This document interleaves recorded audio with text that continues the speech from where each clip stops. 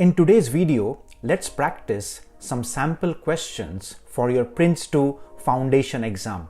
Hi, I am Ray and I am an authorized trainer for PRINCE2 certification, and I have helped many aspiring project managers in their careers to become certified project managers.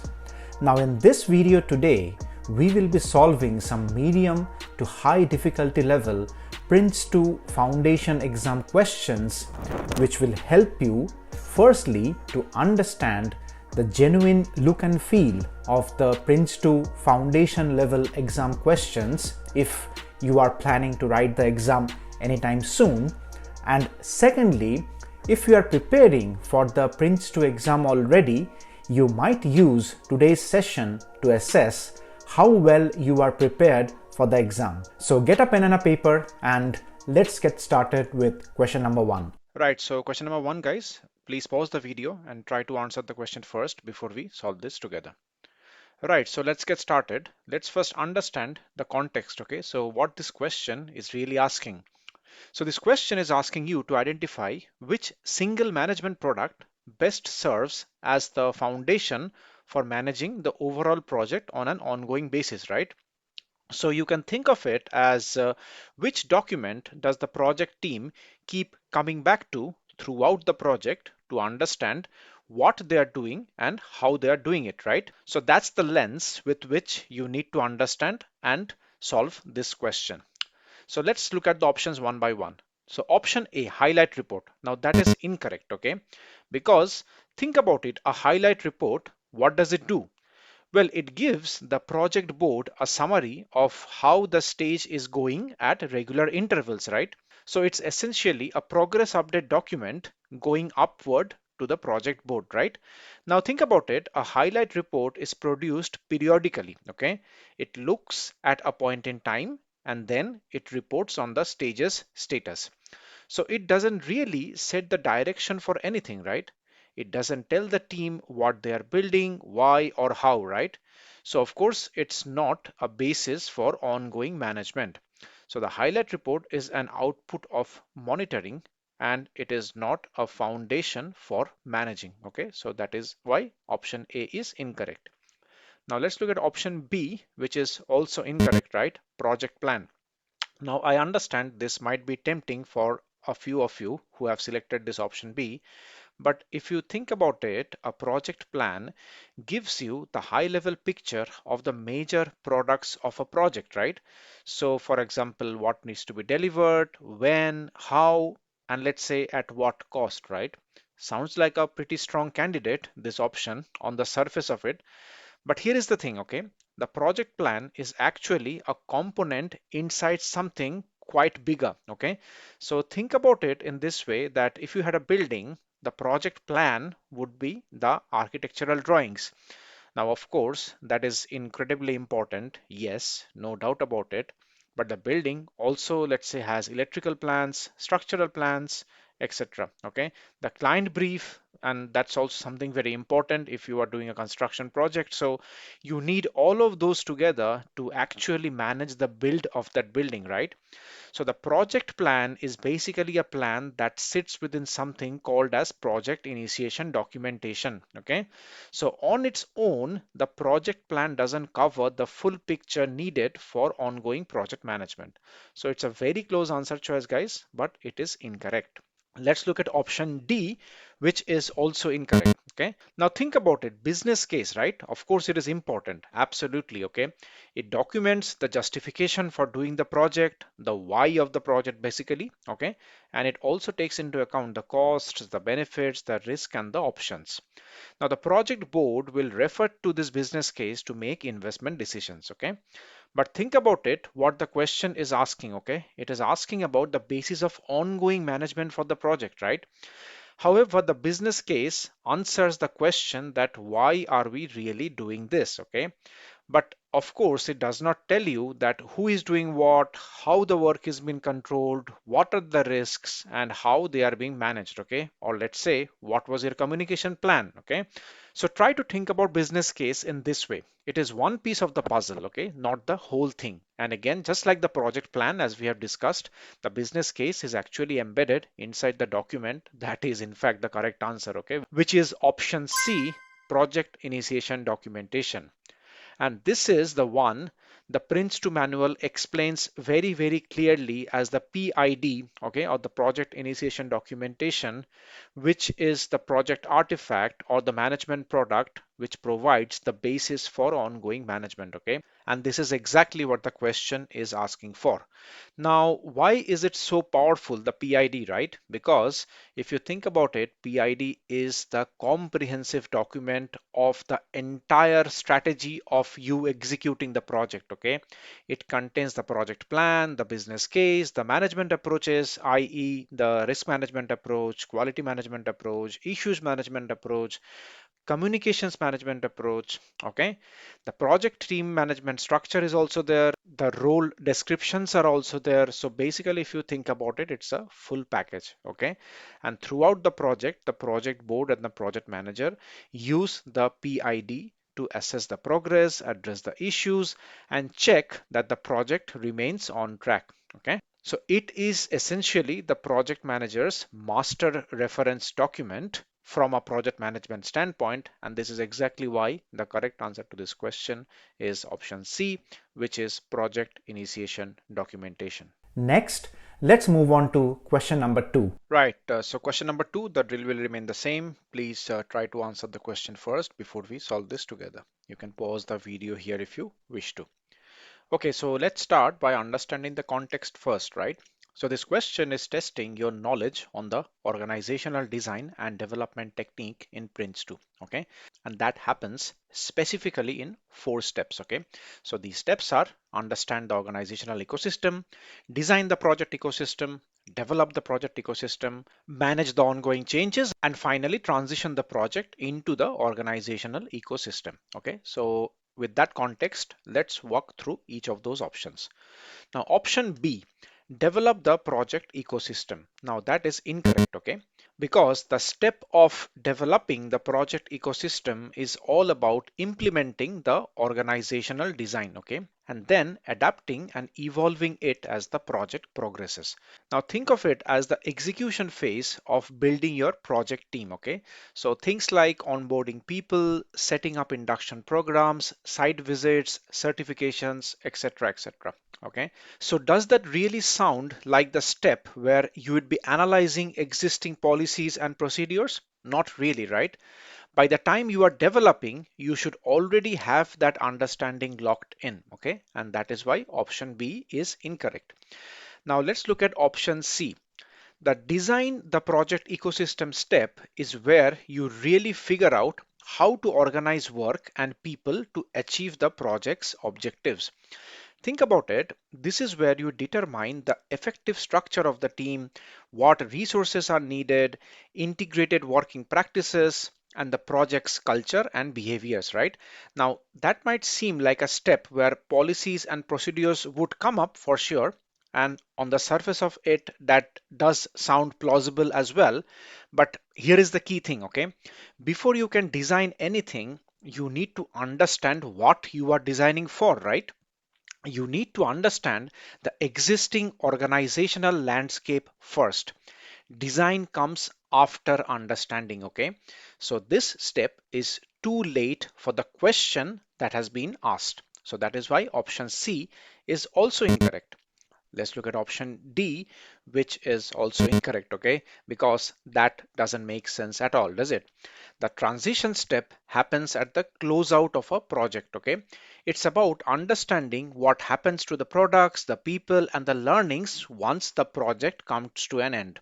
You are thinking about how the project's outputs will be handed over and integrated back into business as usual. So in summary, transitioning the project into the organizational ecosystem, it's the end of the entire change process that the project brings with it, right? It's definitely not the beginning. So that is why option D is also incorrect. And as many of you have rightly guessed, the correct answer to this question is option A. Understand the organizational ecosystem. Okay. And here is why this is the right answer. Now, in the Prince2 manual, if you read about this topic, you will get to know that during the understand organizational ecosystem step, there must be clarity on who retains responsibility for issues within the wider organization. And specifically, this includes management approaches such as policies, procedures, and way of working. Now, if you really think about it, this makes complete sense, right? Before you start designing or building anything for your project team, you need to understand the environment the project is sitting within, right? What are the rules of the house? What governance structures do exist? What policies applies, okay? What procedures does the wider organization follow, okay? So you need to understand all of that first in the understand the organizational ecosystem step before any design or development work begins, okay? And that's exactly what Prince2 is saying here. So the correct answer to this question is option A. I hope you are enjoying the session, right? Please press the like button if that's the case, and also make sure you subscribe to my channel Project Mastery with Ray if you wish to view more of such educational content. And now let's move on to question number 3. Right, so question number 3, please read the question, pause the video, and try to answer it before we solve this together. Right, so let's start with understanding the context of the question first. So a construction project is just getting started. Now, before anything meaningful kicks off, stakeholders start sharing lessons, which means what worked, what didn't, mistakes made, efficiencies found, etc. All from similar projects they have been involved with. Okay, now that's good stuff, right? Now the question is asking who in the Prince2 world is actually responsible for taking those lessons and assessing them. Okay, so let's go through the options one by one. Now option A, senior supplier. Now that is incorrect, okay? Because the senior supplier represents the supplier interests on the project board, okay? They are accountable for the quality of what gets delivered and the technical integrity of the project. Now think about it. Their focus is what will be built and how it will be supplied. Assessing lessons at the very start of the project, that's not their sort of duty or responsibility, right? The senior supplier may be consulted during starting up a project process, but assessing previous lessons, that responsibility doesn't sit with them, period. Okay, so that is why option A is an incorrect answer choice. Let's look at option B, risk owner. That is also incorrect, okay? Because a risk owner is assigned to manage a specific identified risk, okay? They own the risk response and keep an eye on it throughout the project, okay? Assessing lessons from similar past projects is not what a risk owner does primarily, okay? Risk ownership is about managing uncertainty moving forward and not reviewing historical lessons at the startup, okay? So we can eliminate this option confidently. Let's look at option D, which is also incorrect. Now, quality assurance as an option might seem reasonable on the surface, okay? So quality assurance is all about making sure that the project has been run correctly, right? So that might be your reasoning. But here is the thing. Quality assurance is an independent function, typically sitting outside the Prince2 project team. Okay, very, very important. It checks whether processes and standards are being followed. For sure, it checks that, but it doesn't really have a role in assessing what previous projects learned and applying those insights to shape the new project. Okay, it is definitely not a role of quality assurance as per the Prince2 team structure, and that is why option D is also incorrect. So the correct answer to this question is option C, which is the project manager. The assess previous lessons activity sits with the starting up a project process, and the project manager is listed as the responsible person for it. So please go back to your Prince2 manuals, open up the RACI chart for starting up a project process and check who is responsible for assessing previous lessons. Okay, the recommended actions in the manual says that the the project manager should review lessons from similar previous projects and then consult with individuals and teams who have the relevant experience and, if appropriate, create the lessons log to record what's been identified as part of the starting up a project process. Okay, so as per Prince2, the project manager is the person holding that responsibility. So the correct answer to this question is option C. Right, next, question number 4. Right, so question number 4, please read the question and try to solve it first before we solve this together. Right, so let's get started. So it's a straightforward question on the surface, but actually it's quite crafty, okay? So let's start looking at the answer options one by one. So option A, the function is assigned to a group or individual in a particular project. It's not the same as the position or job of a person outside that project, okay? Now, if you think about it, that is actually the definition of a role in Prince2, okay? So a role is not the same as someone's job title in the wider organization. So think about it, a senior manager in a business might be a project executive or one of the project managers or one of the senior users or completely someone else, right? Their job title doesn't change, but the project role does change. Okay, so you have to understand this nuance. Okay, so the project role is something which the Prince2 manual talks about. It doesn't care what the job title is. Okay, and definitely that is the reason why option A is an incorrect answer choice. Let's look at option B, a hierarchy of all work to be done during a project that forms a link between the product breakdown structure and the work packages. Okay. Now, if you have studied your planning technique in Prince2, you will recognize this immediately. Okay. And this is the definition of a work breakdown structure or a WBS, definitely not a project team. Okay. Because doing a WBS exercise helps the project manager understand how the work is organized into teams and determines which elements will be externally supplied, if at all you are outsourcing, right? It's definitely an important concept for Prince2, but nothing to do, unfortunately, with project team, right? So option B is also incorrect. Let's look at option C. Accountable to the business for the success of the project and has the authority to direct the project within the remit set by the business. Right, now that's a very specific and important definition, and that is the project board or the project executive, not the project team, okay? Because the project board is accountable for the business and it is the project board that directs the project with the executive leading the project, okay? The project team is much broader group of people and definitely not something which is linked to this answer choice. And that is why option C is a classic trap for your Prince2 exam and it is an incorrect answer choice. So the correct answer to this question is option D. The project team covers all people required to allocate their time to the project, okay? And it is as simple as that, okay? The Prince2 manual is very, very clear on this one, okay? The Prince2 project management uses the term project team to cover all the people required to allocate their time to the project. Every single person from the project board to the project manager to the team managers or team members, if they are allocating time to the project, they are part of the project team, whether they like it or not. Okay. Now, if you think about it, it is a deliberately chosen wide definition. Okay. And that is really the point because Prince2 uses it as an umbrella term to cover everyone involved in doing project work, regardless of their specific role, job title, or hierarchy. Okay. So the correct answer to this question is option D. And finally, question number 5.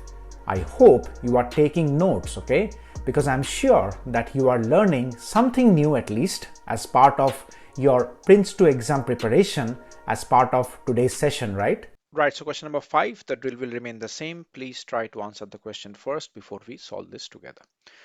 Right, so this is a classic negative type question, okay? And the exam does throw these kind of questions at you time to time.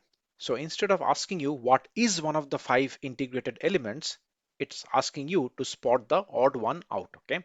So you need to know the 5 integrated elements of Prince2 to answer this question confidently without hesitating, okay? So let's go through the options one by one. Okay, so let's look at option B, people. Now it is an incorrect answer choice, and precisely because it is one of the 5 elements, right? Because people is very much one of the integrated elements which Prince2 talks about in the manual, and in fact it's arguably the most prominent new addition to the 7th edition of Prince2. Okay, because Prince2 7th edition placed people right at the core of the method, recognizing that projects are ultimately delivered by human beings with all their relationships, motivations, and behaviors. Okay, so think about it. No amount of process or documentation gets a project over the line without the right people working together. Okay, so people is firmly one of the 5 integrated elements of Prince2. So option B is an incorrect answer choice. Let's look at option C, project context. Again, it's an incorrect answer choice because it is definitely one of the 5 integrated elements. It recognizes that Prince2 doesn't operate in a vacuum, okay? The method needs to be applied and tailored to suit the specific environment the project is sitting in, which means whether that's the organizational context or the commercial context or the delivery method being used, sustainability requirements, scale of the project, etc., etc. Okay, the principles, practices, and processes are all applied by the people in the project to ensure that the method fits to the project context. Okay, so option C is also incorrect. Let's look at option D, practices. It is also an incorrect answer choice because practices are absolutely one of the 5 elements of Prince2, and they are one of the most content heavy parts of the method as well. Okay, so the 7 practices of Prince2, which are business case, organization, plans, quality, risk, issues, and progress, describe the essential aspects of project management that must be applied consistently throughout the project lifecycle. So definitely practices are very much part of the 5 integrated elements of Prince2 and an incorrect answer choice. And as many of you have rightly guessed, the correct answer to this question is option A, which are management products, because it is not one of the 5 elements. Okay, now that might seem a bit surprising to you at the first because management products like business case or the project plan or the risk register are all over Prince2, right? You encountered them constantly.